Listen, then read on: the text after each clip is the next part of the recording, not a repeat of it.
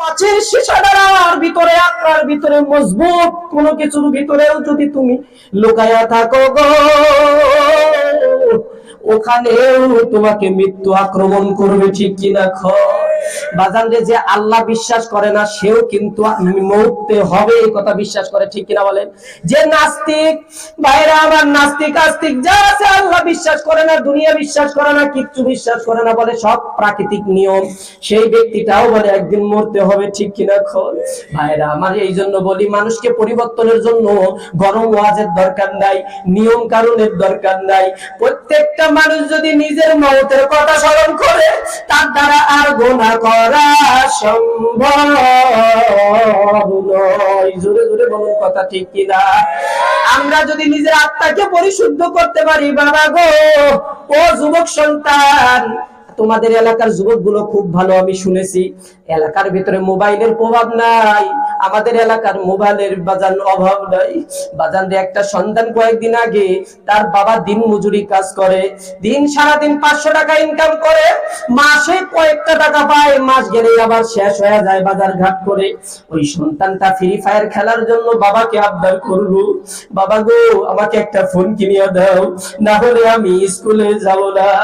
ওই বাবাটা কষ্ট করিয়া সর্বনিম্ন একটা নরমাল ফোন কিনতে গেলে এই বাজারে 15 থেকে 20,000 টাকা লাগে, ঠিক কিনা কল? এই 20,000 টাকা দিয়ে সন্তানকে ফোন কিনিয়া দিল, আর ওই সন্তান ওই ফোন দিয়া বাজান ফ্রি ফায়ার খেলে।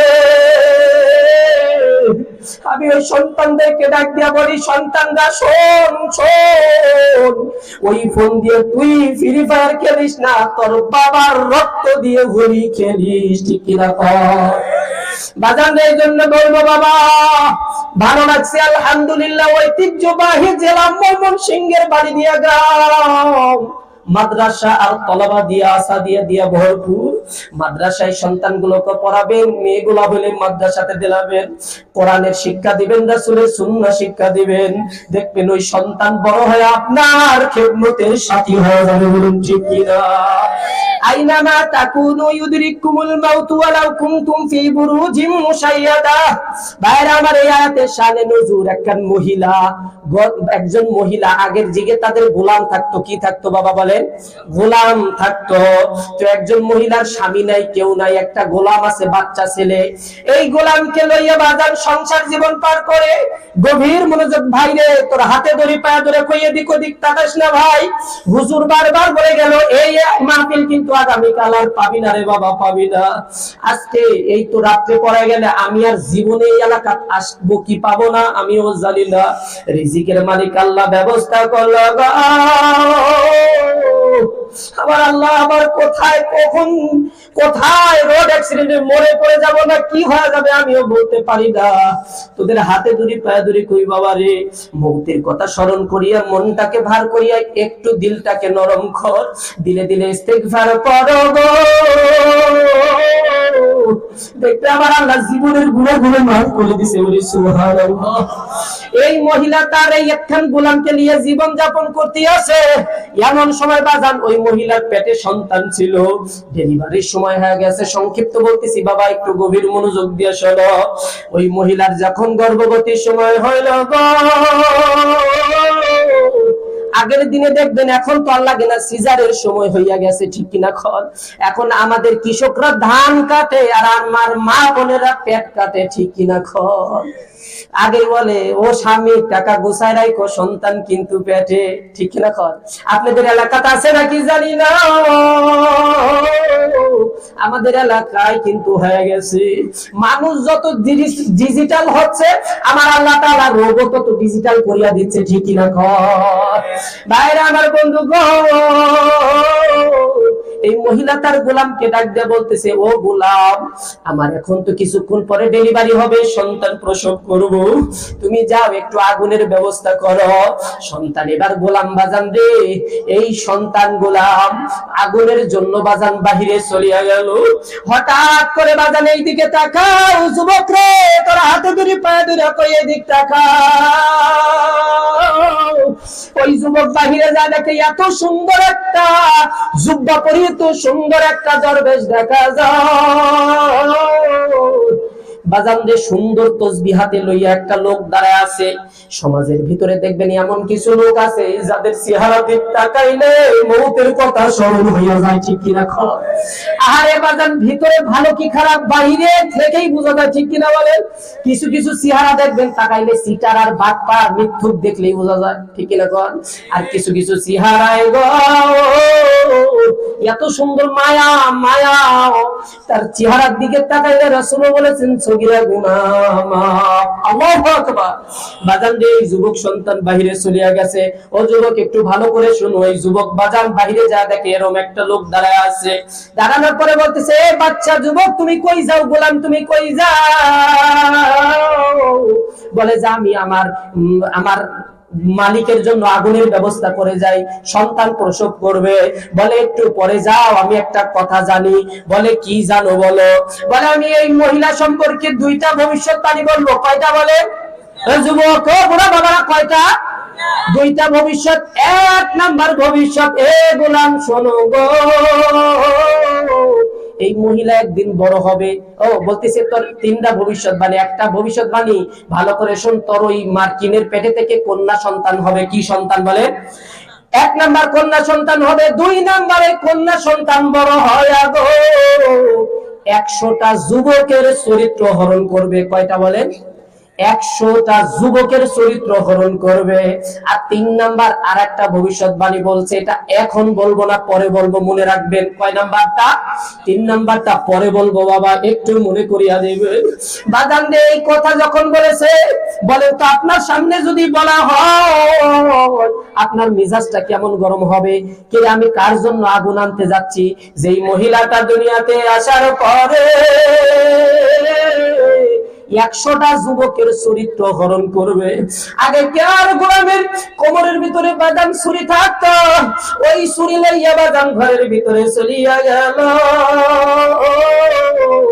যাওয়ার পরে দেখে হ্যাঁ মালিকের প্রসব বেদনা শুরু হয়ে গেছে, বাচ্চাও হয়ে গেছে। ওয়াও ওয়াও করে করে বাচ্চা কাঁদতেছে। মা আগুন না পাইয়া, মার্কিন আগুন না পাইয়া ঠান্ডার ভিতরে অজ্ঞান হয়ে পড়িয়া গেল। ও যুবক, ও বুড়া বাবা, যার মা নেই বাবা নাই, একটু দিলটা নরম কর, দেখ মা বাবা কি জিনিস সামনে আসতে আছে। বাজান রে, যুবক যখন ওই চরিত্র হরণের কথা বলছে, রাগে ওই সন্তানের পেটের ভিতরে ছুরি চালাইয়া দিছে, যেটা নবজাতক শিশু দুনিয়াতে কিছুক্ষণ আগে আসলো। রাগের মাথায় বাজান পেটের ভিতরে ছুরি চালাইয়া দিল। ওই ছুরি চালাই দেওয়ার পর হঠাৎ করে বাজান দেখবেন, এ যুবক খেয়াল করো, বুড়া বাবারা খেয়াল করো, যতক্ষণ পর্যন্ত গুনাহ না করা হয় ততক্ষণ পর্যন্ত এই গুনাহটাকে অনেক মজা লাগে, ঠিক কিনা? শয়তান সামনে চেহারা সুরত সুন্দর করে দেখায়, কিন্তু যখন গুনাহ হয় গো তখন নিজেরই সর্বপ্রথম অনুতপ্ত হয়, ঠিক কিনা? যে কেন আমি এই কাজটা করলাম। এবার বাজান রে গোলাম চিন্তা করতেছে, হাই রে, ও তো এখনো বড় হইলো না, কথাও বললো না, আমি পেটে ছুরি চালাইয়া দিলাম। এখন যদি আমাকে জিজ্ঞেস করে মানুষ, তুই ও গোলাম কেন ওই বাচ্চাটাকে মারলি গো, আমি কি জবাব দিব? বাজান রে জানি না এই ঘটনা আগে শুনছেন কিনা, যদি শুনে থাকেন আবার শুনেন। ফাযাক্কির ইন্নামা আনতা মুযাক্কির। আলেম ওলামারাও বলে একই জিনিস বারবার বললে ওটা আমলে আসে, ঠিক কিনা? বাজান রে বলতেছে, আমাকে যদি জিজ্ঞাসা করা হয় কেন ওই বাচ্চাটাকে মারলে, আমি কি জবাব দিব? যাই যাই যাই ওই বাবার কাছ থেকে, দরবেশের কাছ থেকে একটু শুনে আসি। আল্লাহর ওলির কাছে আবার যখন চলিয়া গেল, যাওয়ার পরে দেখে বাজান আল্লাহর ওলি বাজান সামনে, ঘরের সামনে আর কেউ নাই। ও বাজান ওই যুবক সন্তান এবার ভয়ে বাজান চলিয়া গেছে। বাজান রে চলিয়া বাজান এই দেশ ছেড়ে অন্য একখান শহরের ভিতর ভয়ে পলাইয়া চলিয়া গেল।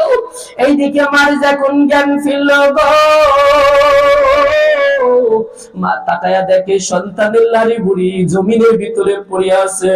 ও বাবা, ও যুবক, বলো তো কোন মা যদি সন্তানের লাড়ি বুড়ি এমন ভাবে দেখে, ও ওই মা কি ঠিক থাকতে পারে বলে? ও বাজান ঠিক থাকতে পারে? ও যুবক দিলটা নরম করে দেখ।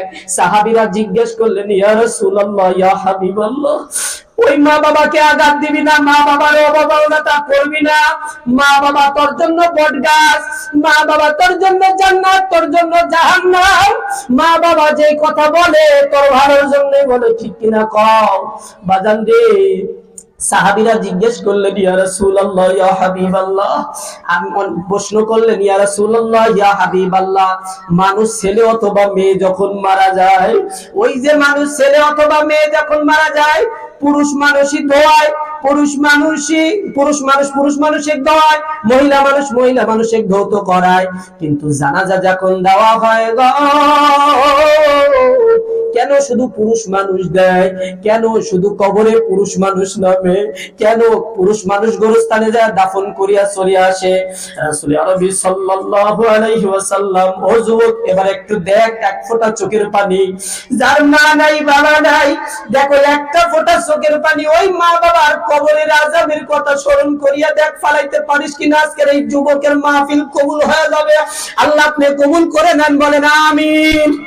বাগানে আল্লাহ নবী অনেকগুলা কারণ বললো, একটা কারণ গভীর মনোযোগ দিয়ে শোন। আল্লাহ নবী ডাক দিয়া বলে, সাহাবীরা শোনো,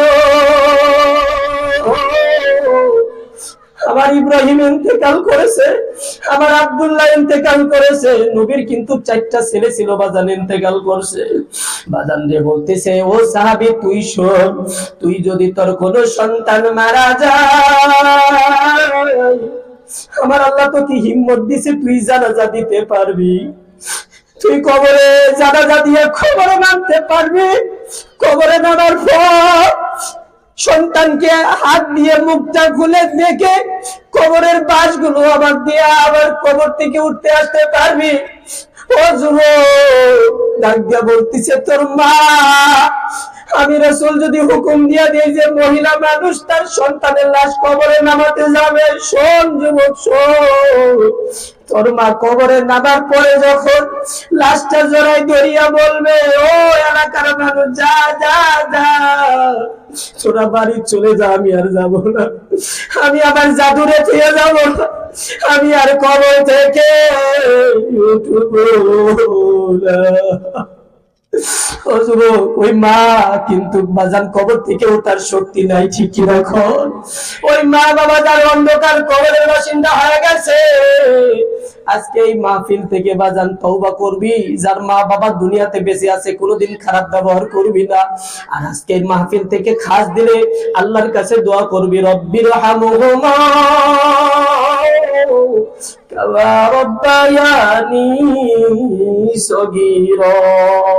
আমার আল্লাহ সবাই যারা মা বাবা এখান থেকে ইন্তেকাল করেছে, ওই মা বাবার কবরখানা দিয়া জুল জান্নাহ বানায় দেন, বলেন না আমিন। বাজান রে ওই মহিলা এবার দেখে তার সন্তানের নারী বুড়ি বাজান দুনিয়াতে কি হয়ে গেছে, জমিনে পড়ে আছে। তাই আমাকে একটু সিগন্যাল দিয়েন, সময় কতটুকু আমাকে তো জানান নাই না, তারপরে সিগন্যাল দিয়ে ভাইরা আমার ভালো করে খেয়াল করেন। ওই মহিলা বাজান এবার তখন কি করলো, ওই সন্তানের যখন নারী বুড়ি দেখলো, দেখার পরে মা তাড়াতাড়ি করে, আল্লাহ বলেন তো রাখে আল্লাহ, মারে কে? মারে আল্লাহ, রাখে কে? ঠিক কিনা কর? ও বাজান আমি যেই কথা বলেছিলাম, ফাইদা জা আজালুহুম লা ইস্তাখিরুনা সাআতা ওয়া লা ইস্তাকদিমুন। ময়মনসিংহের যে হসপিটাল আছে বাজান রে, স্বাস্থ্য কমপ্লেক্স আছে, যাওয়ার পরে দেখো, ঢাকাতে যাইয়া দেখো লাইফ সাপোর্ট, বুঝো আইসিইউ, এই যুবক লাইফ সাপোর্ট থাকে না, লাইফ সাপোর্টে যাইয়া দেখ খানা নাই, পানি নাই, চা নাই, নাস্তা নাই। আরে দিনের পর দিন, মাসের পর মাস চলিয়া গেল, এরপরে ওই বান্দার মৃত্যু কপালে জোটে না, ঠিক কিনা কও? নাস্তা নাই, কিচ্ছু নাই, নাকের ভিতরে পাইপটা ঢোকায় খালি নিঃশ্বাস দিতে আছে, এরপরে মাসের পর মাস, বছরের পর বছর চলিয়া গেল, মৃত্যু নাই। আর অথচ এই পানি দিয়া দেখি একটু কানিবাড়ি না কানিবাড়ি